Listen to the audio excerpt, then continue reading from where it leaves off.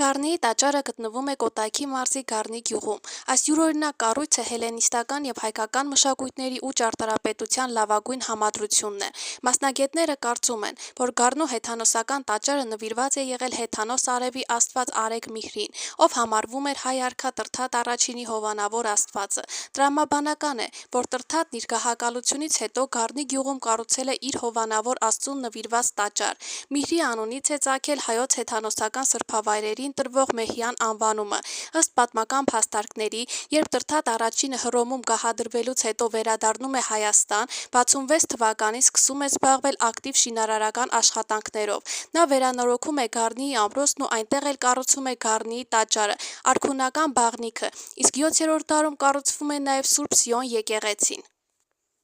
Հայաստանում քրիստոնեության ընդունումն ու տարածումը ազդեցություն ունեցան նաև Գառնիի տաճարի վրա, քանի որ 4-րդ դարում այն վերանորոգվեց հարմարեցվելով ներկա դավանանքին։ Հեթանոսական տաճարի ցելլան անտիկ տաճարների գլխավոր սրահը քանդել են և տեղում կառուցել եկեղեցի, վերացրել են հեթանոսական ճարտարապետությանը բնորոշ հիմնական տարրերը, զոհասեղանները, կուռքերը։ Գառնիի տաճարն իր ճարտարապետությամբ հելլենիստական շրջանին պատկանելով ունի այդ ոճին բնորոշ առանձնահատկություններ։ Այն պատկանում է պերիպտեր տեսակի հունական պաշտամունքային կառույցներին, որոնք առանձնանում են սյունաշար հորինվածքով։ Գառնիի տաճարի եռանկյուն ճակատը, սյուների, սալաքարերի, առաստաղի, խոյակների, քանդակազարդ հորինվածքները եզակի են, չկրկնելով մեկը մյուսին։ Վերականգնող ճարտարապետ Սահինյանը տաճարը համարում է ճարտարապետական արվեստի կատարյալ մի ստեղծագործություն, իսկ ճարտարապետ Փորամանյանը՝ հայ գեղարվեստի թագուհի։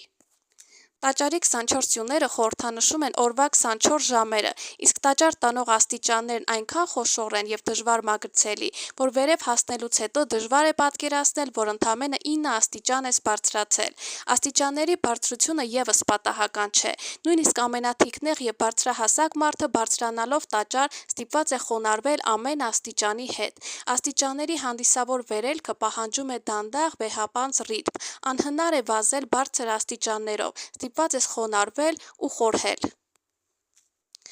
Հենց այս հրաշքվայրում է գտնվում Քարերի սիմֆոնիան։ Կոտայքի մարզում Գառնի գյուղից ոչ հեռու գտնվում է Ազատի կիրճը, որի երկայնքով անցնում է հրաբխային հոսքերի հետևանքով առաջացած Քարերի սիմֆոնիան։ Երևույթի գիտական անվանումն է Սյունային անջատում։ Սիմֆոնիան ներկայանում է հսկա հնգանկյուն և վեցանկյուն բազալտե սյուներով մոտ 50 մետր բարձրությամբ, որոնք զարմանալի սիմետրիկության պատճառով ձեռագործ են թվում։ Բնության կողմից կերտված գետի վրա կախված այդ սյուների շարանը հիշեցնում է երաժշտական գործիք բազալտե երգեհոնի։ Կիրճով հոսում է ազատ գետը, լրացնելով քարե շքեղությունը ջրի աղմուկով։ Քարերի սիմֆոնիան համարվում է բնական հուշարձան և պաշտպանվում է օրենքով։ Այն Հայաստանի տեսարժան վայրերի ցուցակում ներառված հայտնի հուշարձաններից մեկն է։